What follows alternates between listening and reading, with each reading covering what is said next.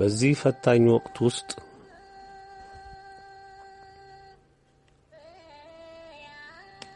ብዙ ነገሮች ሲከሰቱ እያየን ነው።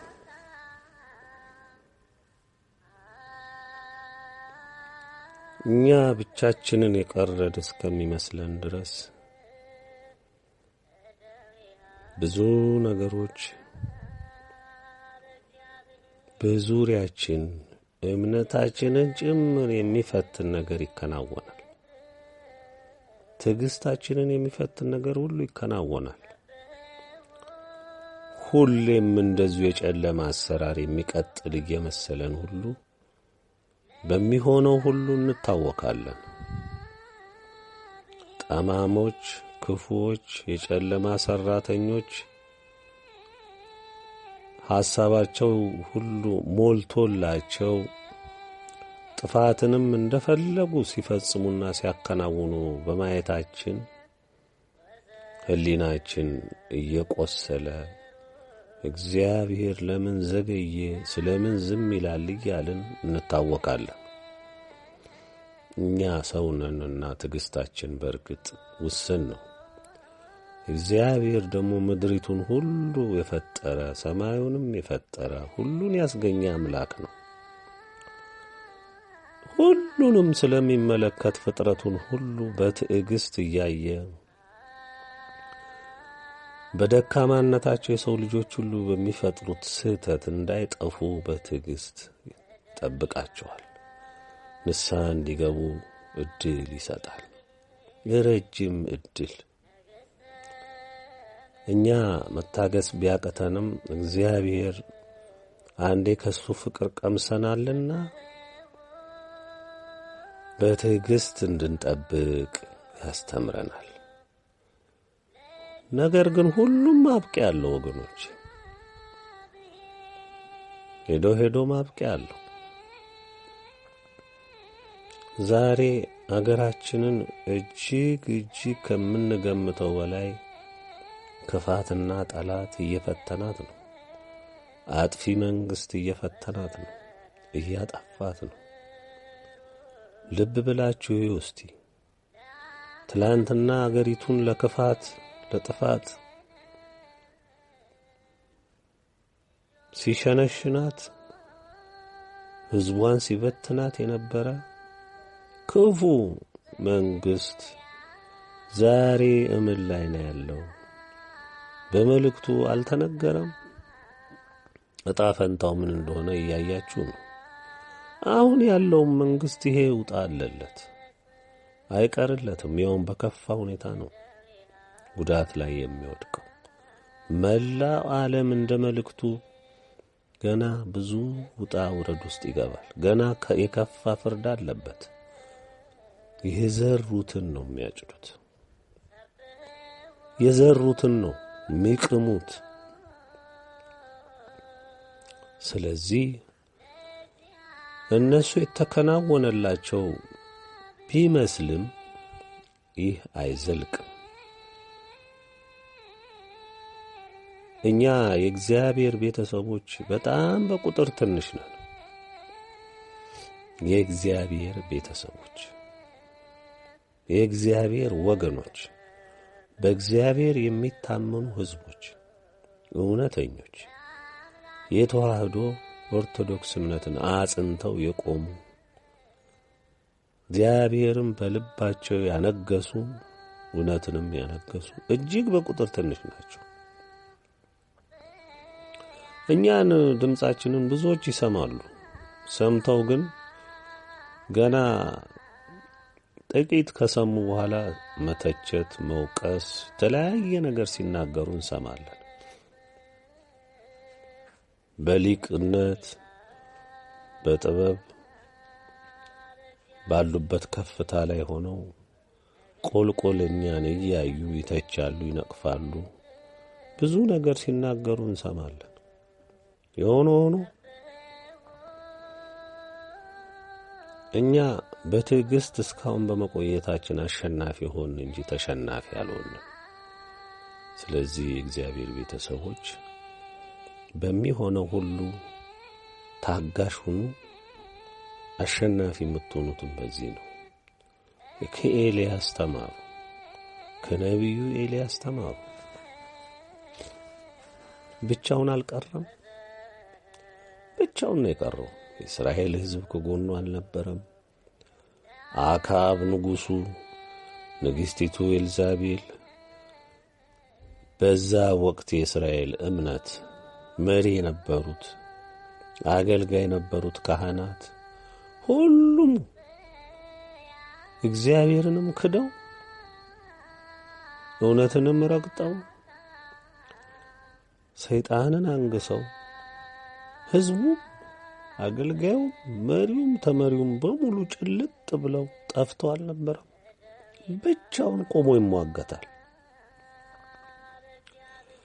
መጨረሻ ለፍርድ ሲቀርቡ በእግዚአብሔር ፊት ወደ ክርክር ሲገቡ ብቻውን አይደለም የቀረበው። አዎ ብቻውን ነው የቀረበው። ማንም ከጎኑ አልነበረም። እንግዲህ በዛ ሰዓት ወገኖቼ ብዙ ሺዎች ናቸው የእስራኤል ሕዝቦች። ሰራዊቱ፣ ሕዝቡ፣ አገልጋዩ፣ ካህኑ፣ መሪው፣ ዘበኛው ሁሉም እንግዲህ ተሰብስቧል። አንድ ብቻውን ሆኖ ነው የተዋገተው። ልብ በሉ። እግዚአብሔር የለም በቁጥራቸው እጅግ ብዙ ናቸው፣ እንዴት ብዬ ነው እነዚህን ትቼ ለዚህ ለአንድ ምስኪን አብሬው መቆመው አላለም። እግዚአብሔር ባህሪውም አይደለም። እግዚአብሔር ባህሪው እውነት ነው። እውነትነቱን ወዴት ይቀይረዋል? አይቀይረው። ቀረቡ ፊቱ፣ ሁሉም መስዋዕታቸውን አቀረቡ። እግዚአብሔር ከአንዱ ብቸኛ ከሆነ ኤልያስ ጋር ቆመ። አነገሰ ኤልያስን እግዚአብሔር። የካዱትን ደግሞ ሙልጭ አድርጎ አጠፋ። እግዚአብሔር እንዲህ ነው ወገኖች። እጅግ በቁጥር ትንሽ ነን አሁን። ልብ በሉና አስተውሉ። ነገ ፍርዱን ታዩታላችሁ። ከጥቂቶቹ እውነትን ካነገሱ ለዓለም ሁሉ ብርሃን ከሆኑ ወገኖቹ ሕዝቦቹ ጋር ነው የሚቆመው እግዚአብሔር። ነገ መስካሪ ትሆናላችሁ። ነገ በእልልታ በእንባ እያመሰገናችሁት እግዚአብሔር ምን አይነት አምላክ ድንቅ አምላክ እንደሆነ ታያላችሁ። ስለዚህ በብዙ ቦታ የምትታወቁ የእግዚአብሔር ቤተሰቦች አስተውሉና ተጓዙ። ብርታት ይኑራችሁ። አይምሯችሁ አይታወክ። ጸንታችሁ ቁሙ። የጥርጥር መንፈስ ያለባችሁ ሰዎች በጸሎትም በጾምም ራሳችሁን ከፈጣሪ ጋር አስታርቁ። ጥርጥር ምንን ያስከትላል? አብዝቶ ብዙ ጥያቄ መደርደርን ያስከትላል። እማይረካ ህሊናን ያስከትላል። ሁሌ መጠየቅን ያስከትላል። ለዛ ደግሞ ሁሉን ነገር ጠይቃችሁ መልስ አታገኙ። አይረካም። ባለመርካቱ ደግሞ ወደ ክህደት ያዘነብላል። የጥርጥር መንፈሱ እየበረታ ይሄዳል። ጠላት በዛ እየገባ ይሄስ ቢሆን ይሄ ምን ማለት ነው? ይሄ እንዴት ትቀበለዋለህ? ይሄ እንዴት ሆነ? ይሄ ትላንት እንዲህ አልነበረም? ይሄ በዚህ ጋር እስቲ ጠይቅ፣ እስቲ ይሄንን አጣራ፣ እስቲ ይሄንን እንዲበል፣ እስቲ እንዲበላቸው፣ እስቲ እንዲበለው፣ እስቲ እንዲበላት። ይሄ ነገር ልክ ነው? አሁን ይሄ ይሆናል? አሁን በዚህ ይሄዳል? አሁን በዚህ ይወጣል? በቃ ሁሌ እንደጠየቅሽ መች ቀን ረክተህ ነው አንተ በእግዚአብሔር ፊት እያመሰገንክ እግዚአብሔርን በእምነት ፊቱ ቀርበህ በተሰጠህ መክሊትህ ሰርተህ ደክመህ ለፍተህ እግዚአብሔርን የምታስደስተው መቼ ነው አንተ? ስለዚህ ወገኖቼ አስተውሉ ላለው እንግዲህ ወደ ዋናው ጉዳያችን ወደ 9ኛው መልእክት ከኢትዮጵያ ዓለም ብርሃናዊ መንግስት የወጣውን 9ኛው መልእክት ወደ ማንበቡ እዘልቃለሁ።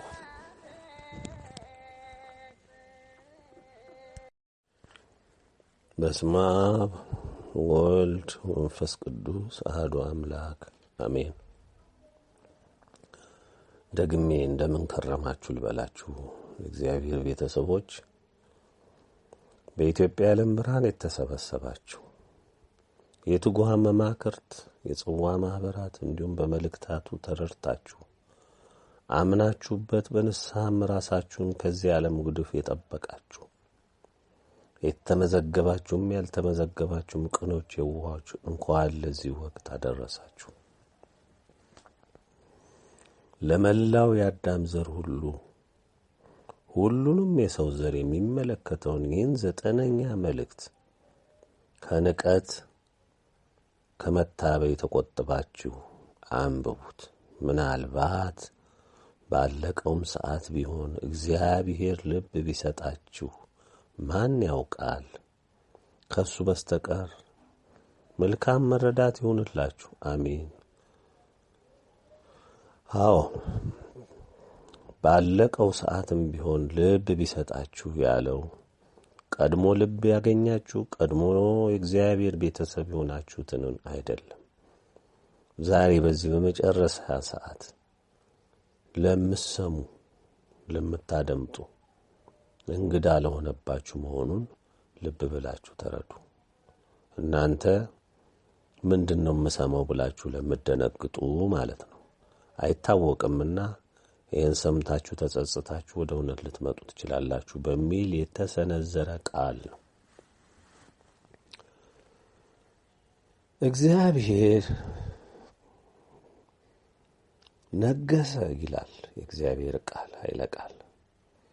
ምድርም ሐሴትን ታድርግ፣ ብዙ ደሴቶች ደስ ይበላቸው፣ ደመና ጭጋግም በዙሪያው ናቸው። ጽድቅና ፍርድ የዙፋኑ መሰረት ናቸው። እሳት በፊቱ ይሄዳል፣ ጠላቶቹንም በዙሪያው ያቃጥላል። መብረቆቹ ለዓለም አበሩ፣ ምድር አየችና ተናወጠች። ተራሮችም ከእግዚአብሔር ፊት ከምድር ሁሉ ጌታ ፊት እንደ ሰም ቀለጡ። ሰማያት የእርሱን ጽድቅ አወሩ፣ አሕዛብም ሁሉ ክብሩን አዩ።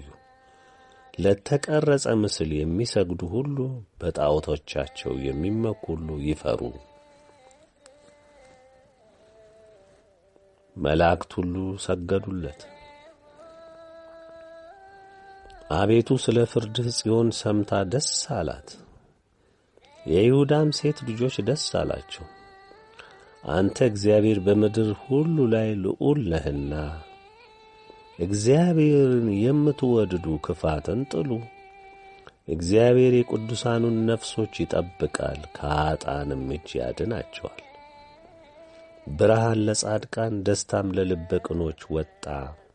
ጻድቃን በእግዚአብሔር ደስ ይበላችሁ፣ ለቅድስናውም መታሰቢያ አመስግኑ።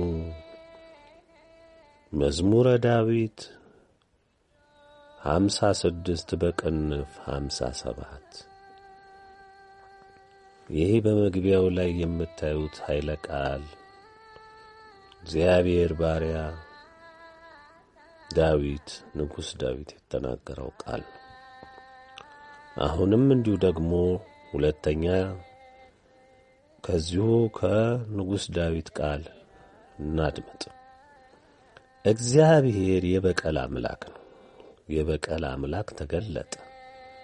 የምድር ፈራጅ ወይ ከፍ ከፍ በል፣ ለትዕቢተኞች ፍዳቸውን ክፈላቸው። አቤቱ ኃጢአተኞች እስከ መቼ ይጓደዳሉ? ይከራከራሉ፣ አመፃንም ይናገራሉ። አመፃንም የሚያደርጉ ሁሉ ይናገራሉ። አቤቱ ሕዝብህን አዋረዱ። አቤቱ ሕዝብህን አዋረዱ፣ ርስትህንም አስቸገሩ። ባልቴቷን ድሀ አደጉን ገደሉ፣ ስደተኛውንም ገደሉ። እግዚአብሔር አያይም፣ የያዕቆብ አምላክ አያስተውልም አሉ። የሕዝብ ደንቆሮች ሆይ አስተውሉ፣ ሰነፎችማ መቼ ይጠበባሉ? ጆሮህን የተከለው አይሰማምን?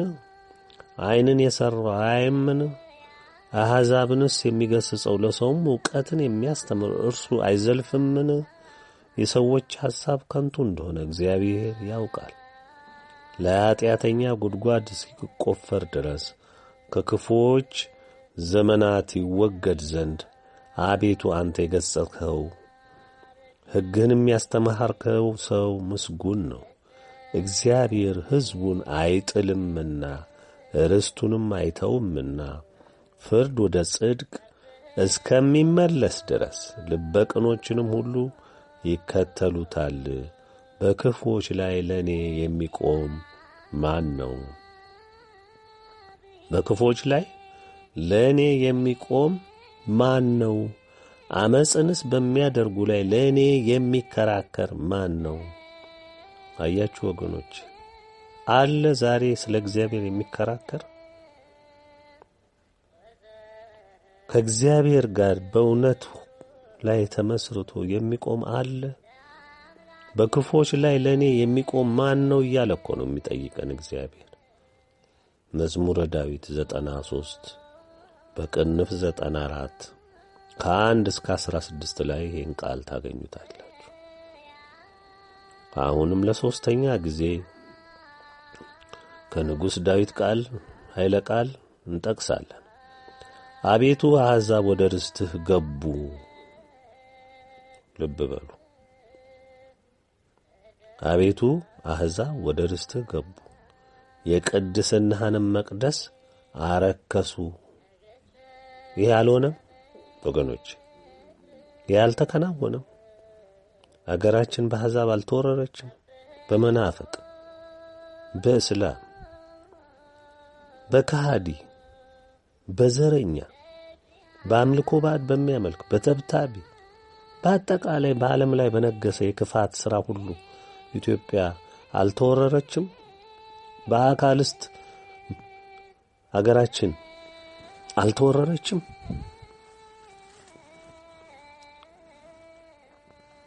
ገቡ ወደ እግዚአብሔር ርስት። ማን ከልካያላቸው? መንግስቱ የነሱ፣ ታደሩ አገልጋይ ሁሉ ለነሱ። መቅደሱን አላረከሱ። በጫማቸው እየገቡ መናፍቁ፣ ታድሶ፣ ምኑ የመንግስት ሰላዩ፣ ደህንነቱ ሁሉ በቃው። መቅደሱን እኮ መኝታ ነው ያደረጉት። ይሄም አንሷቸው ደግሞ አቃጠሉ፣ አፈረሱ፣ አጠፉ። ወገኖቼ ቃሉን በደንብ ስሙት። አቤቱ አሕዛብ ወደ ርስትህ ገቡ፣ የቅድስናህንም መቅደስ አረከሱ። ኢየሩሳሌምንም እንደ መደብ አደረጓት። አዎ ኢትዮጵያ የኢየሩሳሌም የሰማይቷ ኢየሩሳሌም ምሳሌ እንደፈለጉ ረጋገጧት። የባሪያዎችህንም በድኖች ለሰማይ ወፎች መብል አደረጉ። ይህስ አልሆነም? አልተደረገም?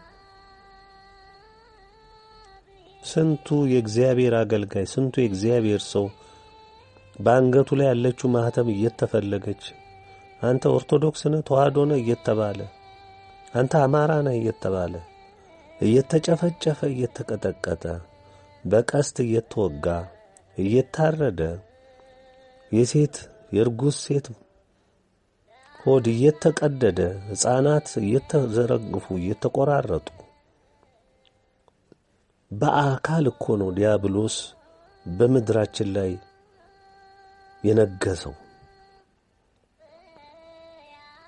ሰውን የሚበላ አጋንንት፣ ከአጋንንትም በላይ አጋንንት የሆነ ሲፈጠር ወገኖች ምን ያህል ኢትዮጵያን እንደሚጠሉ፣ ምን ያህል ይችን የተቀደሰች ምድር እንዳረከሱ፣ ምን ያህልም በእኛ ላይ እንደዘመቱ ይኸው ድርጊታቸው በግልጽ ያሳያል።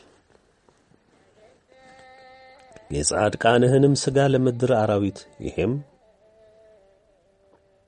ደማቸውንም በኢየሩሳሌም ዙሪያ እንደ ውሃ ፈሰሱ። ይሄ እያያችሁት አይደለም? የዘመናችን ትውልዶች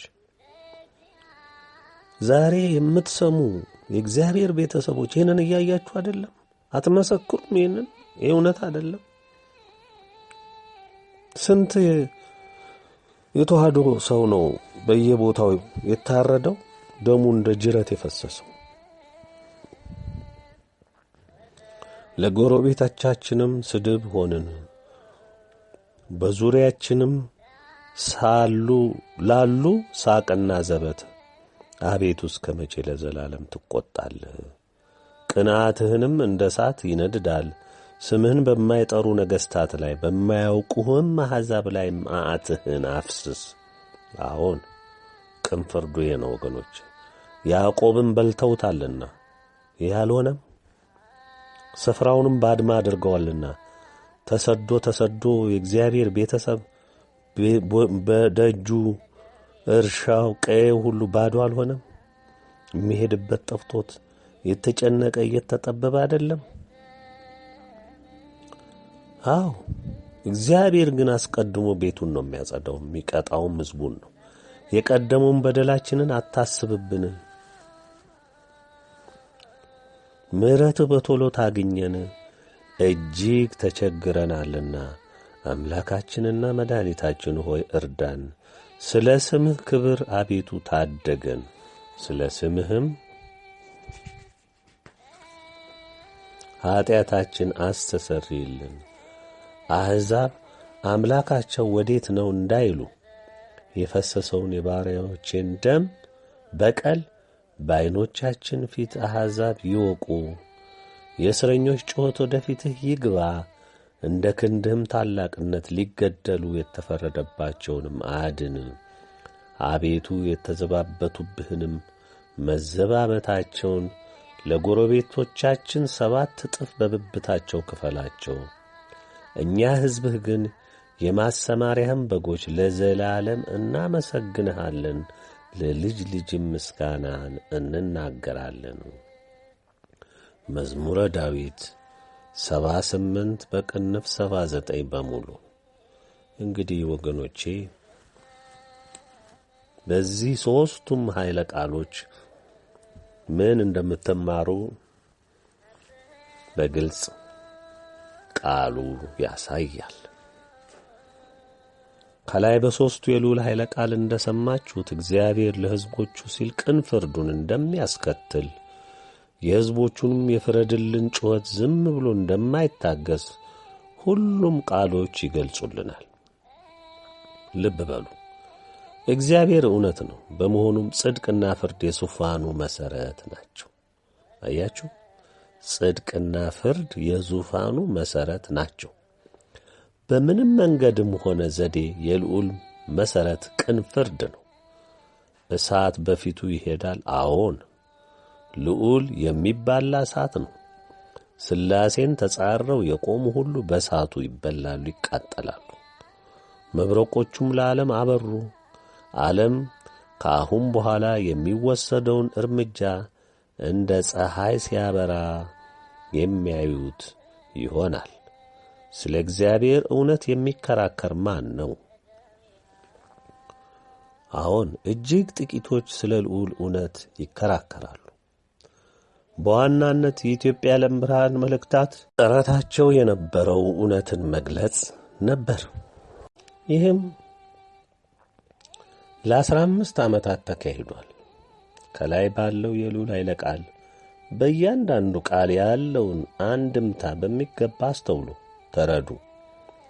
ወደ ርስት ገቡ ሲል ምን ማለት ነው? ይህንም በሚገባ እያያችሁት ነው። ዛሬ ኢትዮጵያ በዓለም አቀፍ የዲያብሎስ ዘማቾች መወረሯን ልትጠራጠሩ አይገባም። የዛሬው መሪያችን የማንን አጀንዳ ነው የሚያስፈጽሙት? አዎን የዓለም አቀፉን የዲያብሎስ አገዛዝ ዘመቻ አስፈጻሚ ናቸው። የእንግሊዝ የስለላ ተቋም፣ የአሜሪካ የስለላ ተቋም፣ የአረብ ኤሜሬትስ፣ የሳውዲ አረቢያ መንግስታት የስለላ ተቋም፣ የቻይና የስለላ ተቋም፣ በጠቅላላ የአውሮፓ የስለላ ተቋም በአንድ ኅብረት በአንድ ላይ ስለምን ብራቸውን ያፈሳሉ? ጠዋት ማታ ሰላዮቻቸው ይመላለሳሉ። ለመሆኑ በኢትዮጵያ ምድር ይህን ያህል ሕዝበ ክርስቲያን የተዋህዶ አማኝ ሲያልቅ፣ ሲሰደድ፣ በጅምላ ሲፈረጅ አይታችኋል? አልታየም የሚል ሰው የለም። ዘረኛው የትግሬው ኃይል ኢትዮጵያን ሲበትን ሲገል ሲያሳድድ ለ29 ዓመታት አካሂዷል። ይህንን ድርጊት ከሱ ማህፀን የወጣው የአሁኑ መንግስት ደግሞ መልኩን የቀየረ እባብ ማለት ነው። በመልእክት 8 በሚገባ ተገልጧል። ቤተ ክርስቲያናችንን የተዋህዶ እምነታችንን ለማጥፋት ወያኔ የጀመረችውን የተቀናጀ ዘመቻ ይህም መንግስት አጠናክሮ እያካሄደ ነው። የሱ አባት ወያኔ ቤተ ክርስቲያናችን ገዳማትን፣ ታላላቅ አባቶችን በብዙ ዘዴ አጥፍታለች። የዛሬው መንግስት ደግሞ በአዲስ ጥርስ መልኩን ቀይሮ የመጣ ነው። በእንግሊዝና በአሜሪካ ዕቅድ መሰረት የቆመም ነው። በእነ ቻይናም ፍጹም የሚደገፍ ነው። ይህ የአብይ መንግስት ስልጣን ከጨበጠ ጀምሮ ቤተ ክርስቲያን ፈርሳለች፣ ተቃጥላለች። ምዕመናኖቿ ሁሉ በዕቅድና በስልት ብቻ ሳይሆን በግልጽ በሚታይ የተዋህዶ ጥላቻ ይህንን እምነት በጨበጠው የአማራ ህብረተሰብ ላይ ጦርነትና ዘሩን የማጥፋት ዘመቻ እያካሄደ ይገኛል። ይህኛው አገዛዝ መሰረቱን ያደረገው እንደ በፊተኛው የትግሬን ህዝብ መሰረት እንዳደረገው ሁሉ የኦሮሞን ህዝብ ሲሆን ሁሉንም የኦሮሞ ህዝብ ሳይሆን በይበልጥ የምስራቁንና የምዕራቡን የኦሮሞ ክፍል መሰረት አድርጓል።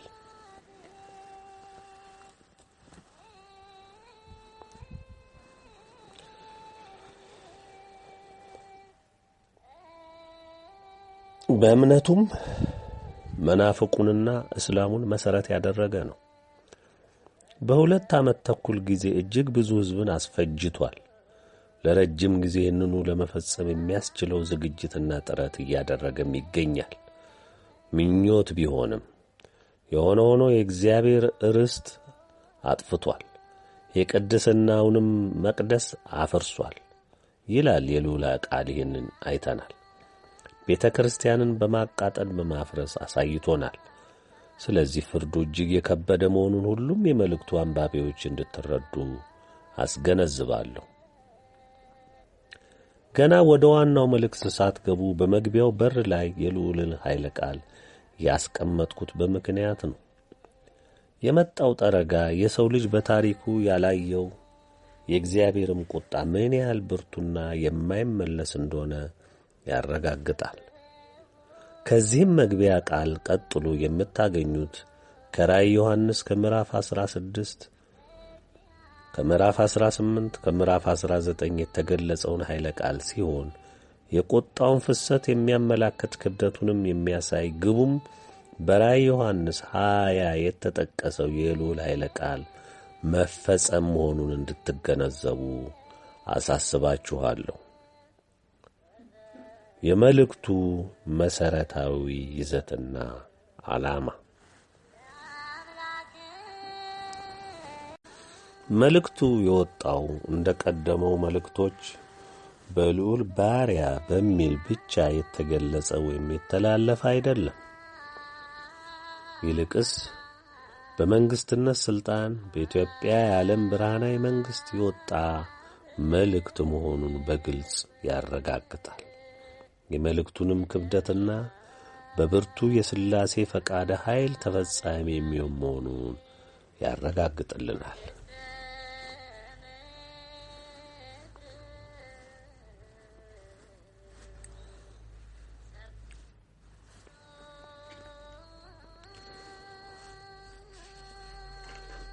መልእክቱ ብዙ ነገሮችን የሚዳስስ የሚገልጽ በንጽጽርም የሚያመላክት ተፈጻሚነቱንም በተጨባጭ የሚያስረግጥ ፍንትው ያለውን እውነትና ፍርድን ቅን ፍርድን የሚያሳይና የሚያረጋግጥም ነው።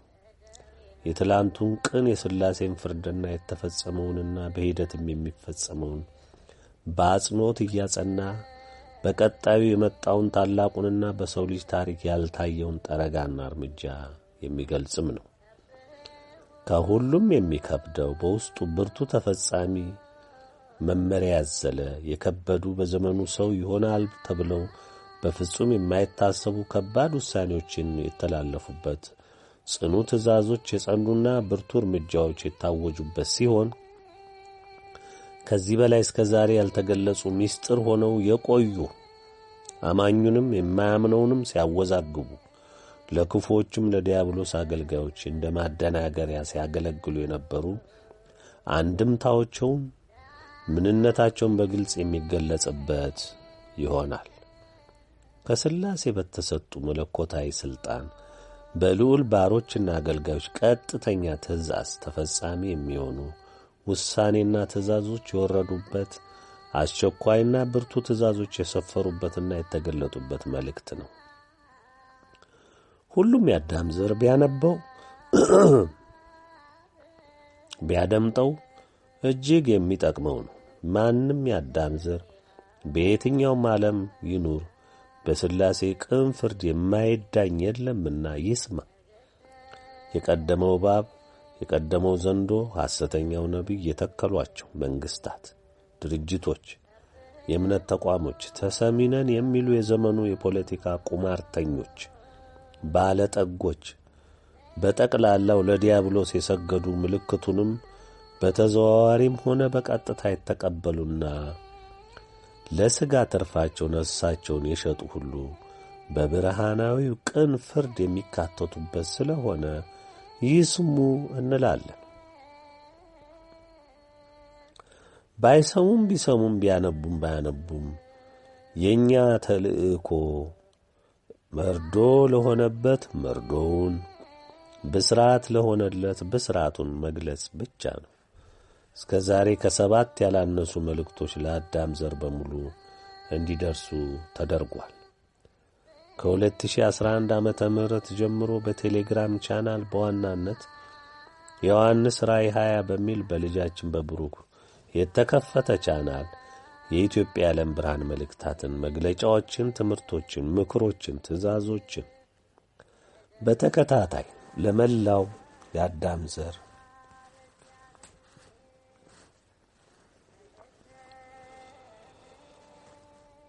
እንዲደርስ ተደክሞበታል።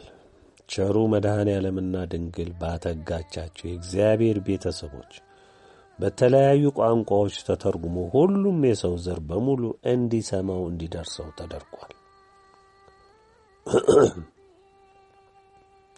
እንደኔና እንደ መልእክቱ አገላለጽና የልዑል ውሳኔ እስከ ዛሬ እንኳን ልትኖሩ ምልክታችሁንም ማየት ባልተገባን ነበር። ይሁንና እስከ ዛሬ በንቀታችሁ በትዕቢታችሁ ጸንታችሁ ከቀደመው ወንጀላችሁና ክህደታችሁ ግብረ ሰዶምነታችሁና ምንዝርናችሁ በምድር ታሪክ ታይቶም ተሰምቶም ባልታየ ዓመፃ የኀጢአት የትዕቢት ድርጊታችሁ እኛ የልዑል ባሮች እንኳን ልንታገሳችሁ እስከ ዛሬ በመቆየታችሁ በአምላካችን በአብርሃሙ ሥላሴ በድንግል ስለ ትዕግሥታቸው ብዛት ተከፍተናል፣ ተሟግተናል። ውሳኔው ፍርዱ በሙላት በፍጥነት ባለመፈጸሙ አዝነናል። ይሁንና እኛ ሰው ነን፣ ትዕግሥታችንም በሰው እሳቤ ልክ ነው። የመድኃኔ ዓለም ትዕግሥት ግን እጅግ ከአእምሮ በላይ ነው። እስከ ዛሬም የቆያችሁት በዚህ ነው። አሁን ግን የልዑልንም የድንግልንም ትዕግሥት አጠንፍፋችሁ ስለተጠቀማችሁበት ከእንግዲህ የሚሰጥ ጊዜ በፍጹም የለም፣ ሊኖርም አይችልም።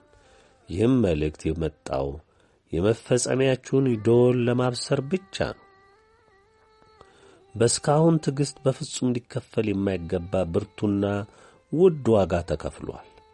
ጽዋው ሞልቶ ስለፈሰሰ ማብቂያችሁንና መደምደሚያውን የሆነውን ድግስ ትታደማላችሁ። ሁሉም የአዳም ዘር ቢያነበው ቢያደምጠው መልካምና የሚበጀው ነው። የሕይወቱ ቆይታም ሆነ ስንብቱ የሚበሰርበት የፍትሐዊ ሚዛናዊነትንም ምንነት የሚረዳበት ነውና በማስተዋል ያንብቡ። ከዚህ በኋላ በእግዚአብሔርም በድንግልም የተመረጡት ባለሟሎቹ የተመረጡት ዕቃዎቹ ምንነት መጠነኛ መግለጫም የሚሰጥበትም ነው። ይህም የሆነው ከ15 ዓመት ቆይታ በኋላ በሥላሴ በተሰጠ መለኮታዊ ትእዛዝ መሠረት ነው። ለትንሣኤው ዘመን ተሻጋሪዎች ብስራት፣ ለከንቶች ለዚህ ዓለም ሰዎች የኀጢአት ባለጸጎች፣ የዲያብሎስ ታማኞች ክፉ ትውልዶች የሞትና የመጠረጊያቸው መርዶ ነው። አደረጉ